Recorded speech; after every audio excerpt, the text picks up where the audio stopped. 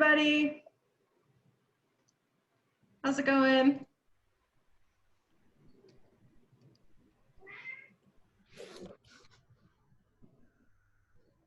All right, let's see.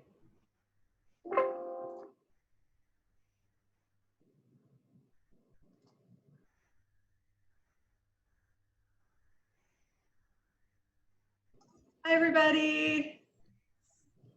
Hi. Good morning.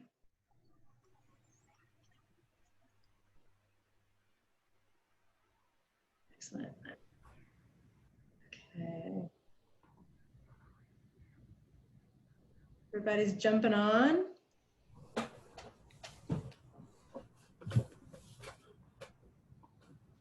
Morning, everyone. Morning. Morning. How was reading No Exit? Just thoughts, like, not question-wise, just what do you think so far? I really like it so far, actually. Yeah, I really enjoy plays. So far, my favorite have obviously been Shakespeare's, like Hamlet, Macbeth. Those are my favorites so far. I didn't really like Romeo and Juliet, but it was still a good story. Here comes Wade. I'm just letting people in. You guys all talk amongst yourself. That's really good, Laura, because we're going to study at least 3 plays this whole semester. Existentialists really love drama. They feel that that's the best way to capture kind of the spontaneity of the moment. They're not as much into films. I mean, they did eventually because, you know, people started to like and watch more films, but they're almost every existentialist I know who's a writer wrote in dramatic form, which I think is kind of interesting when you think about it. Well, then I look forward to more plays because I was like, oh my gosh, I'm going to have to read from 3 to 17. I can't do that. That's so much. And then I started like, oh, wait, it's a play. And then before I knew it, I actually read to page 20 on accident. So I was like, whoops. Oh, I mean, read as much as you want. We're just going to talk about it. I was just getting into it because, like I said, I love plays. So it's just like, keep going. And then I realized, oh, I went a little far. Whoops. Yeah.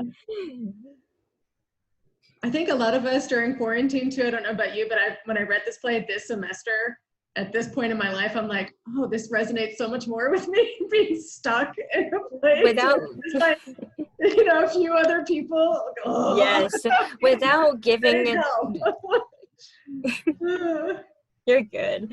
Without giving too much away before we get into discussions, I liked how it leads you to think something and you can kind of like make your own opinions. And then I don't know how to pronounce some of these characters' names. I believe it's Inez. He just kind of outright says what I was thinking. And I was like, honestly, should have seen that coming.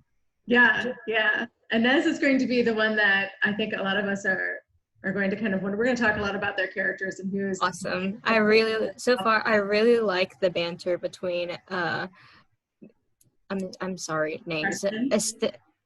Estelle and Garson. Yes. Yeah. I thought that was amazing. And then there's just Inez. She's just brutal is what she is. She's the one that won't let them get away with lying to themselves, you know. And she doesn't lie either, and it's pretty. Sometimes it's kind of brutal. Well, there you go. That's what honesty does, right?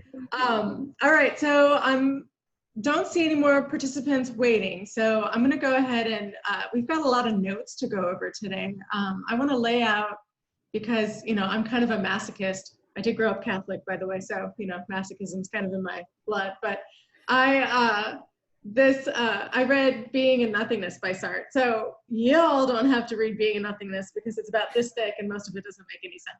So, you know, you're welcome. Instead, we're going to read No Exit, which is a much, much, much like easier, more accessible way of gaining insight into some of his philosophies. But I did want to kind of break down some Sartre, especially when it comes to consciousness. It's really cool, interesting stuff. If I were you, I'd get set up right now with like a piece of paper and a pen or whatever and just start taking notes for yourself. If something I say resonates, that kind of thing. Because what we're going to talk about today is going to feed into almost everything else that we read throughout the semester. So I'm going to keep bringing in notes today throughout No Exit, just kind of like laying out other different parts of Sartre's philosophy so that we're kind of going to build on them, if that makes sense, like a little bit every day, like, okay, we've got this established. Now let's go here. Now let's go here. kind of like what we did with existentialism as a humanism, just kind of building, so that by the end you're all like, you got it. I will have these notes though available for you as well on our Canvas. When I post this video, I will include the notes that I'm going to go over today. Just FYI, but I always find, and research also shows, that if you do the act of writing as you're listening, it settles in your brain better than typing's not quite the same. There's something in this movement of your arm.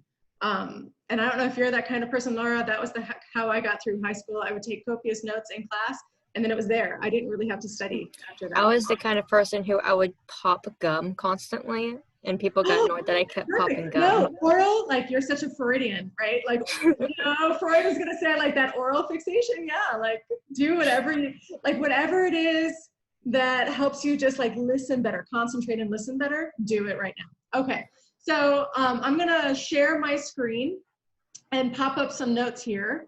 You all look so pretty and like showered and everything. I'm so impressed. Thank you. Should we be in speaker or gallery view for this? I'm going to flip to share screen, so I don't think you're going to be able to see anything except my notes, but probably you'll want to put yourself on mute. Unmute yourself if you have any questions though, because I won't be able to see anybody like raising hands or going like that. So if you have a question, then just unmute yourself and ask. Okay, so my husband just came in and flashed me a sign. Okay. Can you all see these notes?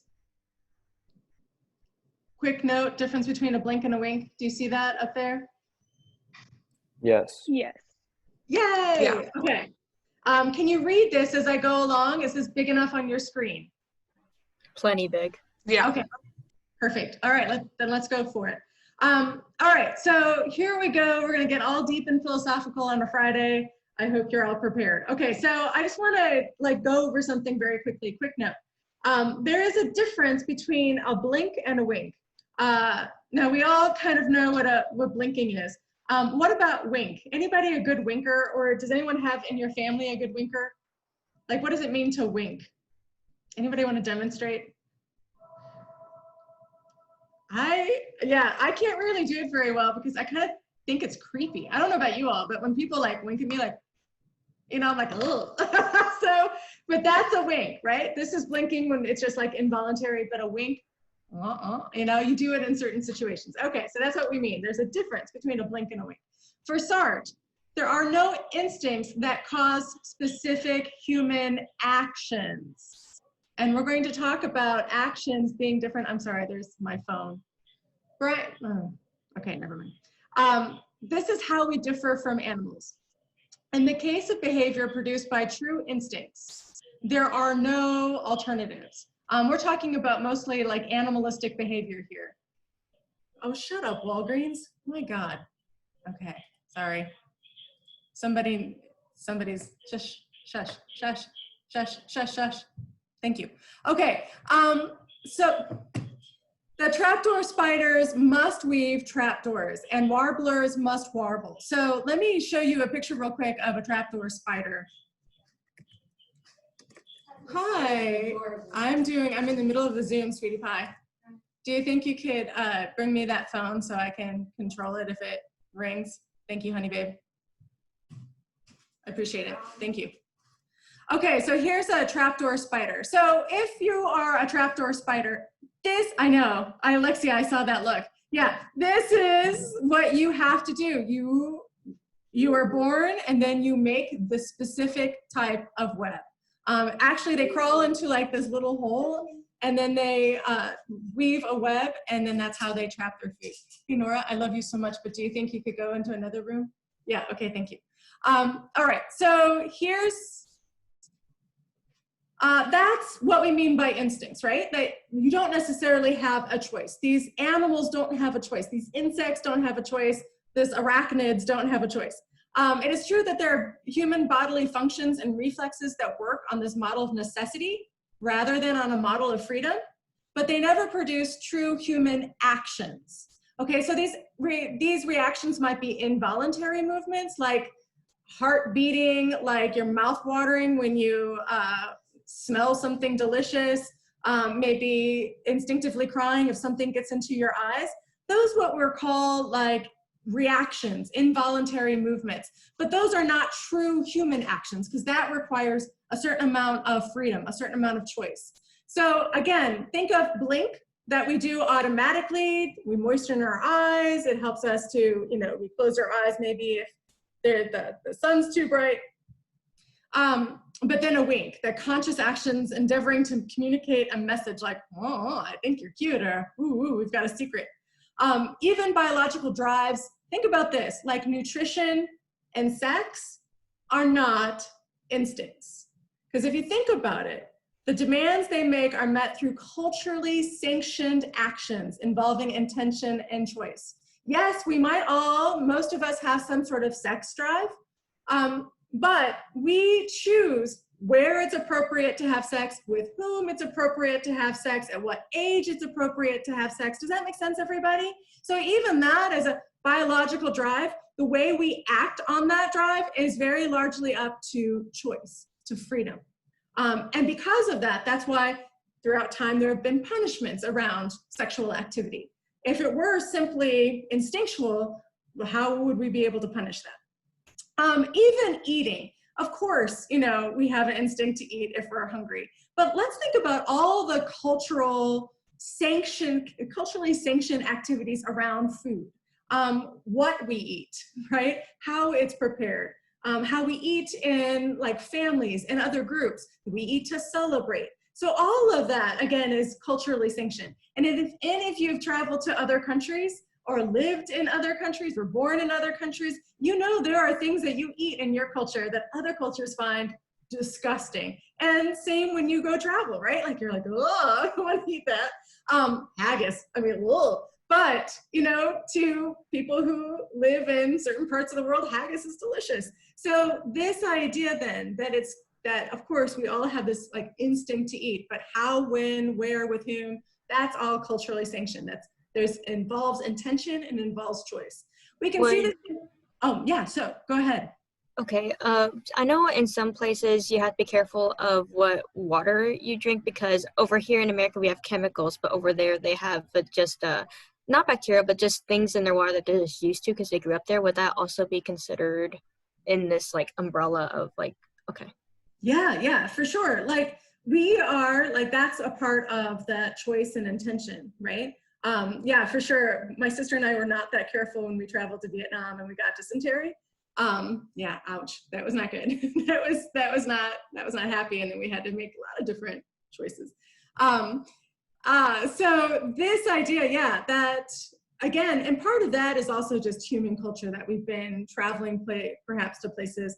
Animals have to be careful of that too, but an animal is going to just instinctively eat whatever water is around them. Does that make sense? That's why cats will die if they're in a garage and there's antifreeze on the ground. It tastes sweet to them and they're going to lick it. I'm hoping that most humans of a certain age would be, there's something that's on the ground. It might look good, but I don't think I'm going to go down and lick it, you know? So yeah, we have a higher level of consciousness than animals. Yeah. All right, so we're gonna ask another really heavy question here. Very, very heavy question. And Wade, you brought this up before, especially with God. And we talked about this a little bit before when it comes to like objectivity. Is there an objective reality? A reality with a capital R reality that is stable and the same for everything and everyone, right? And I know most of you are like, well, of course there is, but let's hold on, okay? What is reality and how do we know reality?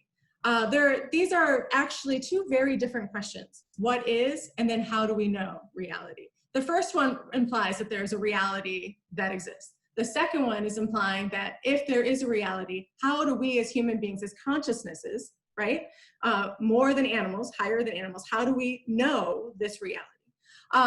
Remember when Sartre ends existentialism as a humanism? He ends with René Descartes. I'm hoping maybe some of you have heard of Descartes before. You've heard of I think, therefore I am? No, yes, Elena is kind of nodding her head. Oh, Emily's waiting to be admitted. Here we go. Okay, so with René Descartes, he's a French philosopher. You're going to study him with Steiniger for sure. His famous, right, incredibly famous phrase, you've heard this before, I think, therefore I am. And maybe you've puzzled through that in your own mind, or maybe you've just sort of like consumed it like the earth is round without really thinking about it.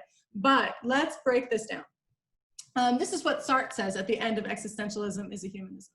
There cannot be any other truth than this. I think, therefore I am, which is the absolute truth of consciousness as it attains to itself, one's immediate sense of one's self. So can everyone just take a pause right here? Just this, in this moment, I want you to just take a quick inventory of everything that you know about yourself right now. Your immediate sense of yourself right now. The innards. Are you hungry? Are you thirsty? Do you have to go to the bathroom? Those are immediate senses, right? Do you smell something? I think my cats just did something downstairs in the cat litter box, and that's what I'm smelling. I don't know about you, but I already played the game this morning. What is that smell and where is it coming from? We play it almost every morning with my cats. And so are there sounds? You know, there's my voice, but are there other sounds in your atmosphere? But then let's dig deeper, everybody. What are you feeling like deeper down? Are you kind of filled right now with some questions, insecurities? Are you worried about what you look like on the screen with your friends? You know, are you worried that you're looking back and Alexia's like, oh man, I should have made my bed just a little bit neater, right? Like, what are all those different fears, insecurities? No, yeah. Yeah, good job. Way to call her out. All of this, right? Like, when we dig deeper, that's the only thing that we can know for sure, is the immediate sense of oneself and all the different layers that make up oneself. Consciousness is that which is most certain. It cannot be doubted. Even wondering if you have a mind or the quality of your mind, like, am I that smart? I wish I were smarter. I wish this, I wish I could understand Sartre, right? All of that proves that you have one, that you have a mind, and that at this moment it is thinking, it is processing thought. We know consciousness better than we know the physical world. And I know for some of you are like, what? Because when we know material bodies, we know them through consciousness. So, you know, the fact that you can feel something, the fact that you can feel it's cold or it's hot, that is being filtered through our consciousness. And think about it. Sometimes, like, why did Descartes not say, I smell, therefore I am? I see, therefore I am. I hear, therefore I am. I sense the world, and therefore I am. And he's going to say, because our senses sometimes lie to us. Have any of you ever done that before? Maybe you've been on a medication and suddenly the world is like, maybe some of you probably haven't because you're underage, and this would be against the law. But maybe if you drank too much one night, definitely your senses are gonna lie to you. All those people in the room, they do not think you're more attractive. You know, if, for example, you've taken a drug of some sort, you know that that can mess up with your, how you understand and relate to reality. But even like little things like having a cold, this coronavirus, I've had some friends who've had it, and that sense of smell, it disappears. And it's like, it's so disconcerting because the sense of smell is so important to us for hunger, for eating, for like knowing where we are. Like they would say, it's so weird. I can't, like, I don't feel as close to my husband and my kids because I can't smell them. You know, does that make sense, everybody? Like, we know this, our senses are strange. And those of you who know the animal world and know how our biology works, we have very limited senses as human beings, right? There are many more colors on the color spectrum than our eyes can receive. There are many more noises in the world than our ears can pick up. There are many more like levels of perception out there that we just don't possess the senses to tap into. We just don't. There are other animals that can, we can't. So our ability to even sense, quote unquote, reality is limited, just as human beings. And then throw on top of it alcohol, lack of sleep, not eating enough, drug taking. Just to let you know that Sartre himself had a particularly bad trip on mescaline. I don't know if you've ever heard of mescaline. It's like LSD. and believed he was being chased by a lobster. And this went on for like years. So Sartre would suddenly like look around and there's this giant lobster like hanging over him. So this idea of like what we can really know, definitely probably drugs played a part with Sartre. Our sense, oh, I'm sorry, go ahead. Okay, sorry. One thing that I want to point out, like Professor Quall said, our brain assumes so much. If any of y'all have read that paragraph where all of the words are rearranged, but the first letter and the last letter of each word remains the same, you can still read that, and that just shows you how much your brain just assumes. And it can actually do the same with numbers as well, like how you recognize a 3 as an E. It will do the exact same thing, and it's just crazy. Also, low-key, I was born without a sense of smell, so that kind of doesn't help my case. Really? Oh man, so you won't even know, like maybe you have a cold, you won't Like know. if it's right under my nose, like if I uncap a Sharpie and put it right under my nose, I can smell it at that point, but generally things are not. Oh man, I sort of want to like now examine your brain under a microscope. I'm sorry. Feel free. Okay, you're available. All right, thank you. That would be fascinating. All right, so the fact that you think, you can deduce with certainty that you exist. So if you read Descartes, he kind of leads you through all these steps, like, and maybe, are you guys gonna read this? Maybe you will read this in Steineger's class, how he uses deduction to come to the fact that he exists. All right, we're gonna go on to Husserl here. Edmund Husserl, who's German. He's the father of phenomenology. Don't let that word, I know that sounds like phenomenology, phenomena, and it is. That's how you should know it. So this right here with Husserl, he's the father of asking the question, how does the world present itself to consciousness? So the question is no longer what is reality, it is how does reality present itself to the consciousness? And not to get too technical here, but what he was trying to do is get back to understanding reality as assumption-free as we can make it. And he believes that the younger we are as children, the more we relate to reality in this like assumption-free kind of way. Okay, so let me just get through like, I don't know, real world examples to help you figure that out, what that means. This kind of means to see the world through very, very innocent eyes before our culture, our society, our language imposed meaning. So I want to get to like time. Time itself is one of these like concepts that very much our society has imposed upon us, how we relate to time, how we think of time. I want you to think a long time ago when we were all children and how we were living in what I'm going to call lived time, right? And I noticed this with my young children. You know, in the morning, I would be getting myself ready to go teach. I'd have to get my kids to school. And my sweet little, I don't know, 5-year-old, my sweet little Charlotte, oh, God love her. She just didn't have an idea of clock time. To her, everything was just living in the moment. And so I would send her upstairs, you know, Charlotte, can you go upstairs and put on some socks? And 5 minutes later, I'm like, where's that kid? You know, and I go up and she has her socks and she's putting it on her left foot. And then she takes it off her left foot and puts it on her right foot.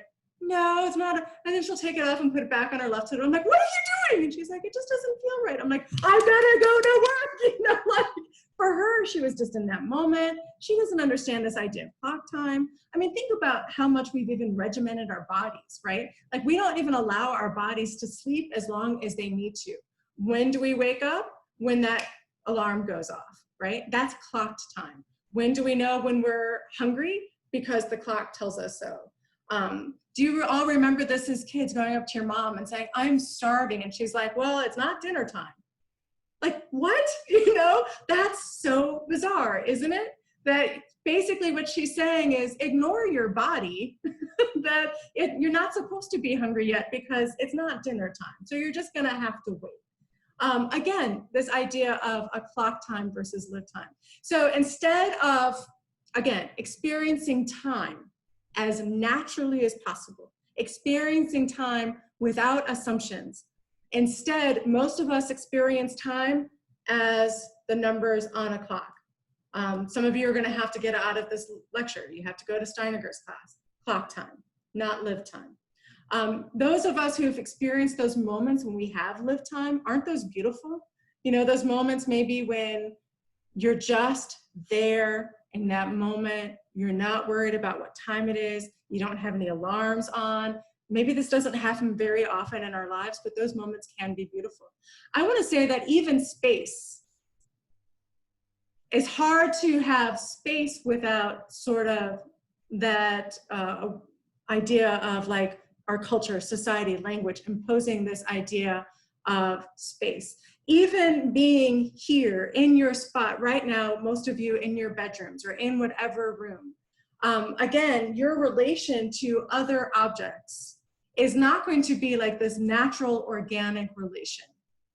This here-ness is going to be, you know, this book is here so I can read it for this assignment. This phone is here so I can talk to other people on it. So even my engagement with other objects is going to be filtered through so many social and language imposed meaning.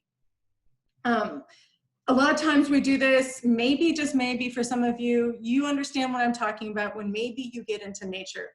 And maybe, just maybe, you let your mind and all those assumptions kind of leave for maybe just a moment. And you can just be there at that moment in time, but in a space where you aren't looking at it in terms of what I need this for. Does that make sense, everybody? Like your spatial relationship can be as assumption-free as possible. Again, I noticed this with my kids. So if I'm taking them outside, I remember taking Charlotte outside and there were these little white moths that were just flying around the flowers. They weren't particularly beautiful, you all. I mean, not to me as an adult, you know, they weren't monarch butterflies. But to my daughter, they were the most miraculous thing that she's ever seen, right? Like she was just like, oh. And she was just following these little tiny butterflies because she was there time-wise, but she was also there in the space, right? Everything was amazing to her. Every little rustle of a leaf, every little bug that she saw was amazing because she wasn't looking at it in terms of, is it necessary for me? Am I, you know, is it a good thing? Is it a bad thing? She was just experiencing it, Sartre would say, as close as possible to reality as it is. Unfortunately, the longer we live in a human society, the more that kind of relationship to time and space gets cluttered. You know, there's so many different ways in which we are given, I would say, filters or veils between us and the world as it is. Okay. Sartre even goes further and talks about two kinds of consciousness. He says there is unreflective consciousness and reflected consciousness. Let's go through this.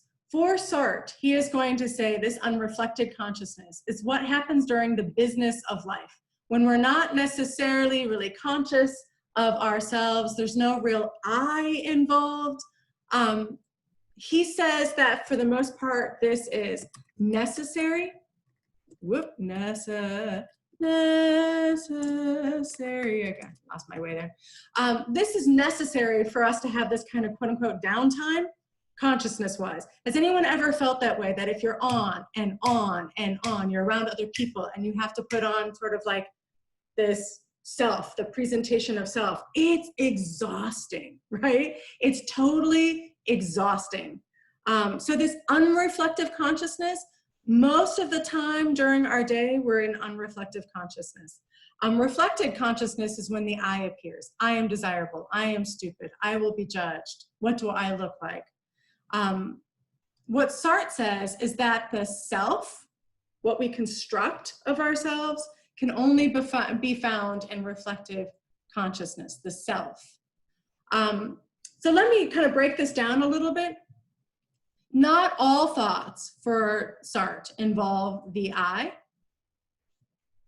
Really, it should be, I think, therefore, there are thoughts. And he says reflective consciousness is actually pretty rare. Most of the time, we exist without much true self-reflection. Let me just give you some examples. How many times are you driving down the highway and you look over and somebody's picking their nose, right? Right there, they're in their car, right? Alexia's like, yes, yeah. Like you look over and you're like, I can see you. You know what I mean? Like this happens, by the way, in the classroom sometimes. Like students will just be picking their noses in the back of the classroom because they're like not really thinking about the eye, they're not thinking about themselves. They're just sort of like, do. Maybe they're wrapped up in other like trivial thoughts or whatever. And I'm like, and sometimes I don't know what to do. I try to like just ignore it, but it's kind of bizarre. That think about like watching TV, like the things we scratch when we watch TV, we would not scratch in polite company. Walking to class with your trivial thoughts, like you're just kind of walking around. You're kind of like, no. You're not thinking about the self. Does that make sense? Okay. When this happens, when we're not necessarily thinking about the self, when we're not trying to present a self that's together, when we're just doing whatever, this is going to be a lot more unreflective consciousness. Sartre's going to call this an impersonal spontaneity. Oh, thank you, Facebook. An impersonal spontaneity. So just give me a second here. Now, this is kind of, if any of you have studied like Freud, this is getting into Freud territory. Like there's the id and then there's the ego. Has anyone taken Freud before? Oh, good, Kyle. Yeah, okay, good. So the id is going to be just sort of like this, like what he's going to call like the monstrous spontaneity. What this means is that because we are human beings, because we have this consciousness, we also have absolute freedom to do anything, absolute freedom to do anything. Now, the ego is going to try to convince us that this mess is knowable, controllable, and stable entity, right? But if any of you have kind of dug down deep, I don't know about you, but there are some corners in my brain and corners in my consciousness that like, they're dark and they're kind of scary. And if I allow myself, has anyone ever done that when you feel like your world is kind of spinning out of control and you take a look into your inner self and you're like, man, it's just a hot mess in there. It's just a tangled web of hot messiness, like you look in and you're like, duh, it's scary. It can be scary in there. Your massive insecurities, a massive feelings, a massive like dark motivations. Like there's stuff in there that you're like, I wish I didn't have these thoughts. I wish I didn't have these desires, right? And maybe you try to convince yourself with the ego that, oh, that's not really me. But for Sartre, he's going to say that each of us has within ourselves this like monstrous spontaneity that recognize total freedom. He says perhaps the essential role of the ego is to mask from consciousness its very spontaneity. Anybody want to tell me when he says the word spontaneity, what does that mean to you? What does it mean to be spontaneity, like to have spontaneity? Has anyone called you like, you're so spontaneous? Maybe most of you are not spontaneous. You like things planned. You want things all planned out. Any of you know what spontaneity means? Like you do things like on the fly, like whatever you think of, you just like can do, you just want to do it. So you do That's it. right. You think of it, you want to do it, urges, desires. Again, a lot of you have been able, because you're very successful academically, you've been able to tamp that down, right? But I wonder if any of these has happened to you. Consciousness is a vertigo of possibility, according to Sartre. All right, let me give you a quick example. I was driving the other night and it was kind of rainy. I don't know if it rained where you were, but it was raining a couple of nights ago. It was kind of raining.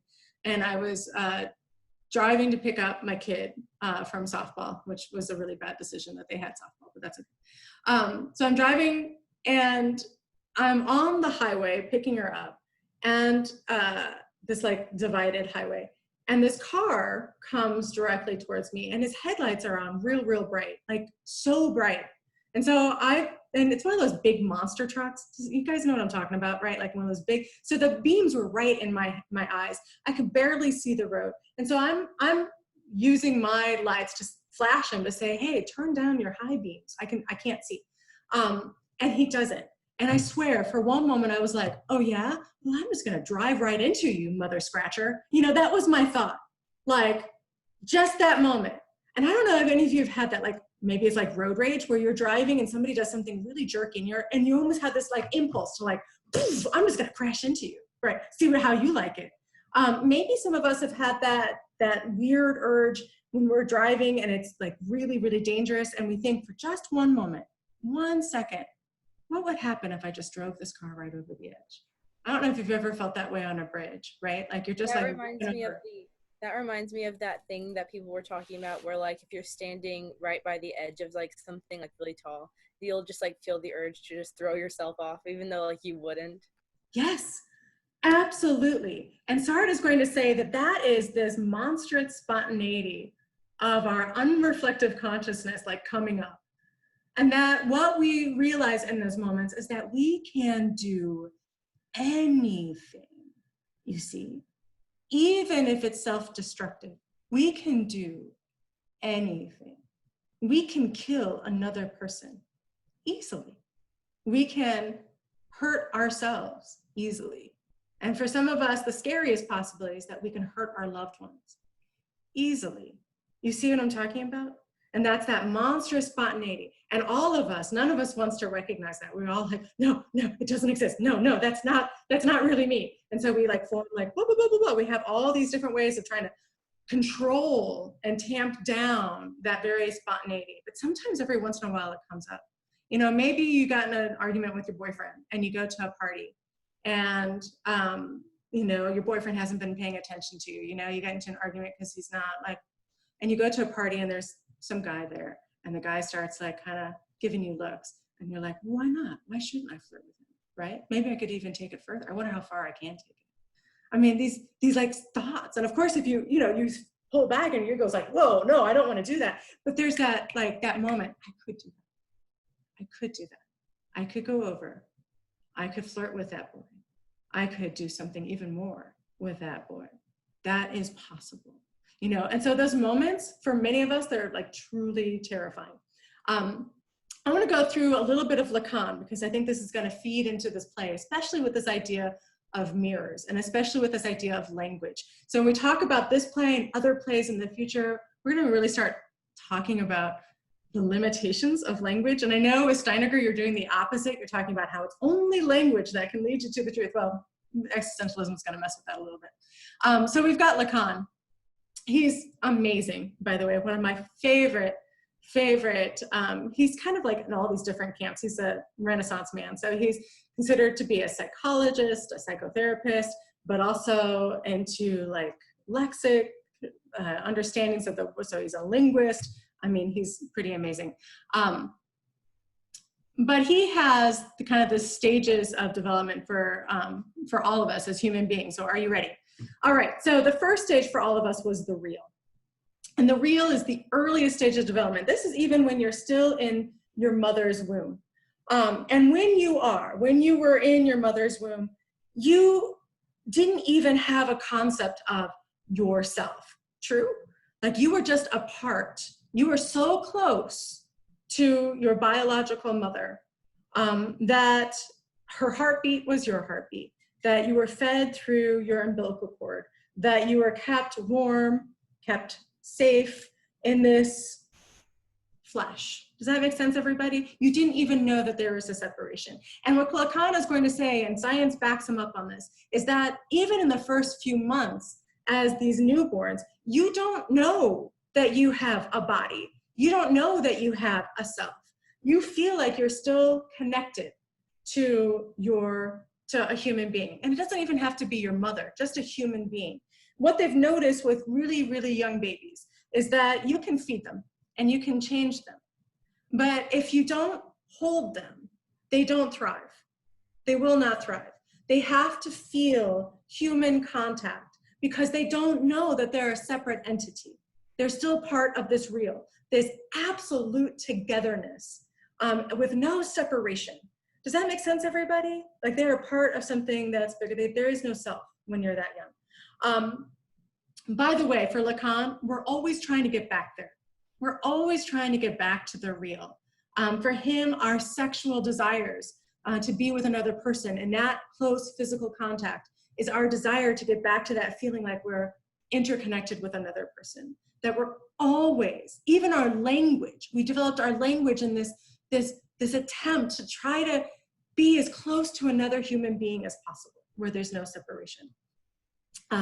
But we can't ever really get there. So sorry, Lacan's doesn't end happily.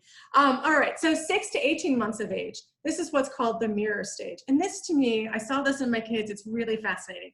So in the mirror stage, you know, you start to realize as this little baby, like if you look at a baby, one reason like you have to put like little mittens on their hands is because they'll just scratch their face. They don't know it's their hands. Yeah. And if you notice a little baby, like they'll just start sucking. They don't even know it's their fingers. They don't know it's they're just like, look at this thing. Let me stick it in my mouth, you know?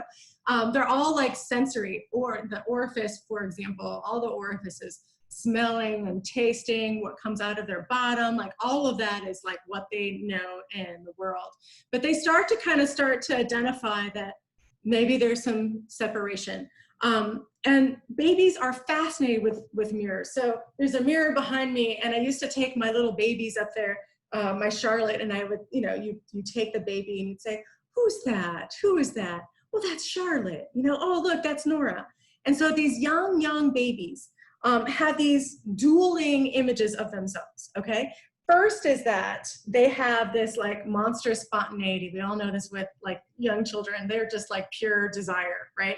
And they're like this big mass of thoughts and activity and kind of messiness and senses and hunger and thirst and all of this kind of crazy messiness. And then you take them to a mirror and they see this image and you say, that's you. Does that make sense, everybody? And for the first time, they're like, that's me. That's me. All of this interior craziness, that's me in that mirror. That's my image. That's helping that ego that we talked about make sense of all that monstrous spontaneity, make sense of all this kind of messiness, is the mirror stage. And it's very important for a lot of us to have the mirror stage, to have a mirrored image of ourselves. Why? Because otherwise we would walk around believing we were just this huge, uncontrollable, monstrous spontaneity, right? We need a mirror to tell us, oh no, I'm together. I've got this vessel that's containing all this craziness, right? Like, here it is. This is me. You can see this in small children and even adolescents. Like my 12-year-old daughter used to look at herself all the time in the mirror. And it wasn't because she was vain. It wasn't because she thought she was beautiful. I think it was really because she was like, that's me. That's me. That's me, you know, like just trying to get a sense of like, oh, that's me.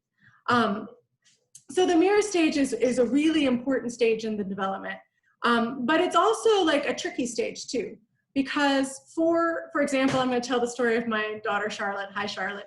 So when Charlotte was 3 years old, she got her own room for the first time. And she wanted, more than anything, is a full-length mirror to put on her closet door. I didn't have a full-length mirror. So we got the full-length mirror, and she got her best outfit, you know, and she stood in front of that mirror and she went like this. And I was like, well, what's wrong, Charlotte? What's going on? And she goes, I just thought I'd be so much bigger, you know, because all this that was going on, she looks in the mirror and it's just this tiny little 3-year-old body. She was like, I just feel so much bigger than this image. And so this can be kind of, sometimes it leads to some confusion. Like, I don't know if you've ever felt it, but you look in the mirror like, oh, I look kind of normal, but I don't feel normal, you know? All right, so the last stage that we're gonna talk about is the acquisition of language stage. It's called the symbolic stage. And this is when we start to use language as a kind of a symbol. And let's just take it very quickly with like ourself. The first time that we see ourselves as an I or a me or your name, Alexia, Kyle, Laura. I don't know if any of you have gone through this, but I used to in 8th grade, I remember specifically, write my full name all the time. Melissa A. Qualls. Melissa A. Qualls. And it was like this weird, I don't know, for me it was almost like hypnotic. Like, that's who I am. That's who I am. That's who I am. You know, so what language is trying to do too is to control the kind of messiness of human consciousness. Do you see what I'm talking about? Like Melissa is somehow capturing all of this. Me, is somehow capturing all of this. And so language is, you know, this imposition of trying to force the kind of craziness, the chaotic nature of our reality into something that is understandable, something that is logical. And while that is all necessary, everybody, language is absolutely necessary. It is also always insufficient. Does that make sense? It is necessary, but insufficient to capturing our reality. It can never perfectly capture our reality. And for Lacan and for Sartre, language is going to be another filter through which we, as consciousness, understand our reality. And we all know this. If you study other languages, for example, if you're an Eskimo, you would have over 80 words for snow. If you lived in Pompeii in Australia, you'd have 80 words for direction. And they have a different, completely different relationship with reality than we do in our language systems. Because language is, again, another filter through which we understand and make sense of the world around us. But it also means that it's a barrier to understanding perfectly the world around us. Does that make sense, everyone? Do you see? It's necessary, but it's completely insufficient. Okay, so let me just tie this into our play. So everyone jump in. I know we only have 5 minutes and then I gotta let you go. If you wanna stick around, well, no, you got Steiner. Okay. Here's the setting of the play for me. This is a good example of this Second Empire furniture. They talked a lot about the kind of statue on by the fireplace that you couldn't pick up. This is an example of that artist, that French sculptor. So right there. So let me ask you all. I know I didn't ask you in this question, but I want to get your interpretation. Why have them sitting in a room like this? Why this kind of formal setting? Why? It doesn't let you relax. You're kind of pushed to be what we just learned about, like you're not in your unreflected consciousness. So you're in your eye. Yay! Oh, I'm so proud of you. Yeah. I mean, think about it. Think how hard it would be in this particular setting to be relaxed, to be comfortable, right? It's incredibly formal. That's going to play a part. And how about the next question that we had? No mirrors, no eyelets, no toothbrush, no light switch. Why? What's the significance there? They can't even blink for the love of it. Not even blink. What's that? I think it's because they don't want them to feel comfortable. They don't want them to feel like they're in the stable life they used to be in. Something like that. Good.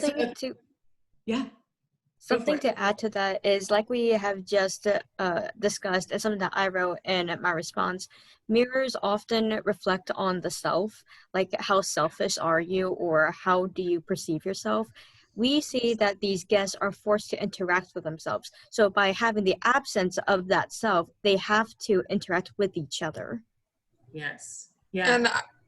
And I think with like the no eyelids and the no light switch, like you can't, like, I think for, like many times for us, like it's like, okay, let's just get to like the evening and then turn off the lights and escape from like what we're experiencing. And so I think without that, they're forced to, like what Laura said, they're just like forced to like be with themselves and they can't escape from anything that's like around them. Exactly. No breaks. They can't go to sleep. They have to keep interacting with themselves, which, kind of skipping ahead a little bit, I'm sorry, but I thought it was interesting how they kind of used each other to describe this hell, which when you look at that room, how could that be a hell? It's very fancy, which kind of adds a little irony to it because it's a fancy room and people think that's very luxurious when in reality it's more stressful than it is if you were like walking into a log cabin. Mm-hmm. Beautiful. Yeah, I mean, what Sartre says is that we all need our unreflective consciousness. To be conscious all the time, conscious of yourself, is exhausting. And that not only with the no mirrors, then you don't even have the luxury of looking in a mirror and saying, okay, I can kind of relax because the self is still there. Does that make sense? You don't even have a visual representation that your self is okay.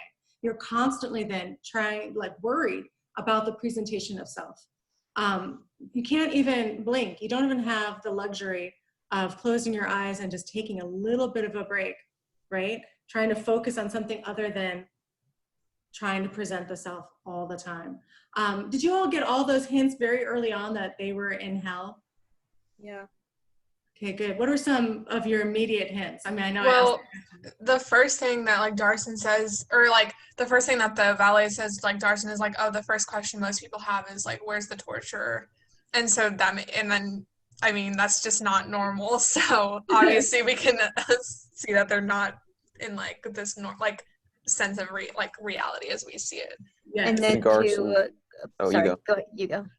All right, Garson also, he like immediately talks in like past tense and talks about himself like he's not alive anymore, which really hints at it. Yes. Ooh, I didn't catch that. Well, One then, thing I was gonna go ahead, Lauren. Okay. This is good. We're trampling over each other. One thing I also want to add is while he's asking, like, where's the torturer, he also mentions, like, where is the torture chamber? Where are the beds? And, like, going back to the whole thing about no sleep, I mean, you think of hell as uncomfortable. You don't have a place where your body can sleep and heal and recover. It's just agony constant. Mm-hmm. And then when like all three of them are like in the room together, I think it was like Estelle or Nez like asked like how long it's been and like what happened to. So obviously like from that, and they're like telling the stories of like their death, and so obviously from that we can see that obviously not alive as we are. Also, he was complaining about the heat.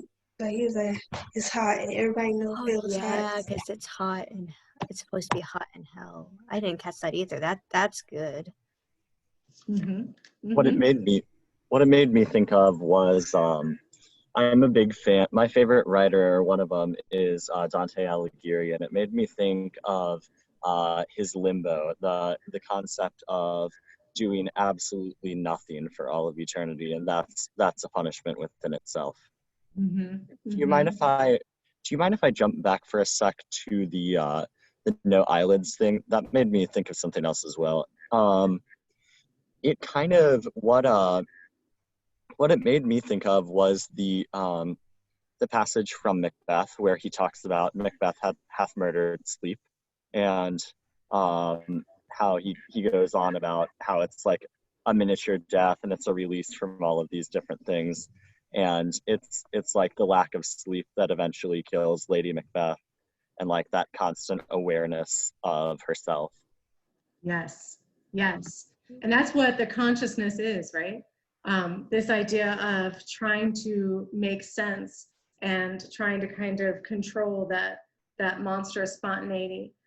So they both have no way of taking a break from that construction of self. And because of that, we're going to start to see all those social niceties start to crumble, right? I mean, right now they're all very kind of polite to each other and they're all trying to give the best impression like we all do when we meet strangers for the first time. Yeah, except for Inez, right? That's right, she doesn't give a crap. But like this is all going to start to break down, and very, very quickly, because they don't have that way of kind of pulling back and not being on all the time. Yeah. Which was one thing that kind of confused me was the toothbrush. I kind of think it was, part of me thinks it was a physical toothbrush because they were mentioning it along with like sense of human dignity and like you brush your teeth, good hygiene, how you present yourself. But also I was thinking, what if it was theoretical? My copy of the textbook is an ebook, and I did a quick Control F to see how many times toothbrush would come up, and I was surprised to find only in this like section of the play, the first scene is a toothbrush ever mentioned. So that's either that it will not be important later and it was just a small detail, or it had more of a metaphorical meaning to it. Well, let's think about it. That's awesome. Let's think about when Sartre brings up unreflected consciousness and the ego that's trying to control that monstrous spontaneity for all of us, right? How do we do that? Part of it is our routine. You know, this is why we love as humans our routines. We get up, we brush our teeth, we eat our breakfast, we do this, we do that. Why? That's giving us maybe the mirage of we can control this absolute freedom. Does that make sense, everybody? How do we control like this, all this? We've got a list, you know, check, check, check, check. It gives us a sense of security, a sense of routine, a sense of like how to exist in this crazy, chaotic, irrational world where anything can happen, where we could do anything. it's routine. How many of you love to make your list in the morning when you're feeling completely out of control? Me, yes.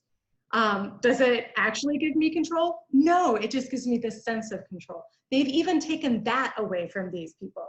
They've taken a sense of routine. They've taken away a sense of control, just a sense of like, do. Yeah. So I think that's part of it. Take away eyelids, take away routine. Yeah. All right, you guys need to get to the next class. If you want to keep talking up until the very, I mean, I'm totally willing because this play is so awesome. But if you need to jump ship and get something to drink or eat, then remember, I'll put this recording on later. We're gonna get more into the play itself. Next class, we're gonna take a little bit of what SART means as being for itself and being in itself, and it's really, really cool, and being for others. So we're gonna go all really, really crazy with delving into SART and this hell. All right, so y'all take care. And oh, Steiniger came up with like this chart of who can come to what class when. But I just want to throw this out. If any of you have a really big, desire to come to class on a Monday or come to class on a Wednesday, if there are people in class that you'd really like to be in class with, or does that make sense? Like, oh, I really need to be with George, then let me know. I'm very, very flexible about who comes to what class. And if you want to just attend class all virtually, I completely understand. So let me know, but he's so much better. He's so much type A. He's such a type A person. I'm not a type, he's got a chart. So he will share that with you in your next Would you like us to email you that That'd be information? great. Or That'd okay. be great. I'll just set up a discussion board and y'all can like figure that out together maybe, who wants to go in. And it can be different from Dr. Steiniger. It could be the same as Dr. Steiniger. It doesn't really matter to me. We will be meeting in the Lark. I changed our classroom to the Lark because it's just such a better classroom and it's wider. Romer made me nervous. The hallways are so, and the sound was crappy. I will be letting you out early so that you can make it to your next class on time. Are you and Steiniger both I'm in the trying to Lark, get him or? to Lark. The poor guy has like 20 classes on Monday, Wednesday, Friday. So, he's like here and then there and then there and there. And I'm like, oh. So he's not in the Lark. He's staying in Romer. I don't know what he's doing. So Okay, well, I'll ask him. I have him next. So, well, we all have him next. So you can ask him. He might try. I don't know. I just know for him, he's chaotic. He's got a much crazier schedule than I do. Hey, that kind of ties back into what we were discussing, that sense of control. There you go. I know. He loves his charts. So I do too. I need to keep better track of mine though. They're like little reminders. I don't really keep too close tabs on them. In the like short 3 minutes that we have, I'm curious, what does everyone think of the characters so far? I've gotten the impression that oh my gosh, pronunciation. Garson is very confrontational. He had a probably infuriating for him, but for me, very humorous conversation on when is the outside, and the guy's just like, oh, it's the Valent was like, oh, you mean the hallways? No, I mean like beside the doors, there are more doors. So that was really funny. He tried to get out of the room himself. He was very violent with the doors. And then for Inez, I found that, like we have discussed, she's very blunt. She is kind of like a truth sayer. And then I don't know if anyone else got this, but for me, Estelle was very prim and proper. I don't know what time period to place this in, but assuming that the Victorian era ends around the 1900s, and this play was first presented in the 1944s, I imagine it's probably based on the Victorian era. And if not, I noticed how Estelle was like, put your coat back on. It's not right to have like it off. And in high school, there's a point where we talked that while not naked, it was improper for a guy to not have all of their layers on in front of a woman. So sorry about that long spiel, but Yeah, for sure. I mean, I don't know about any of you, but for Estelle, I think you're going to see, you know, even when she first comes in and she wants to sit on the couch, that's going to make her seem prettiest. You know what I mean? Very vain, very interested in the outer appearance of the self. And so for her, the outer appearance is going to be so much more important than the inner character or the inner personality. Does that make sense, everybody? And you can already see this, how she's shallow, honestly. She's just a very shallow person. And that's going to grade against Inez, who's very complicated. All right, you all got to get to Steiniger. So take care. I hope you have a wonderful, wonderful day. Keep reading that play, and we'll talk more about it on next Wednesday. Have a great weekend. Bye, Professor Qualls. All right, see y'all on Steininger. Bye-bye, bye-bye.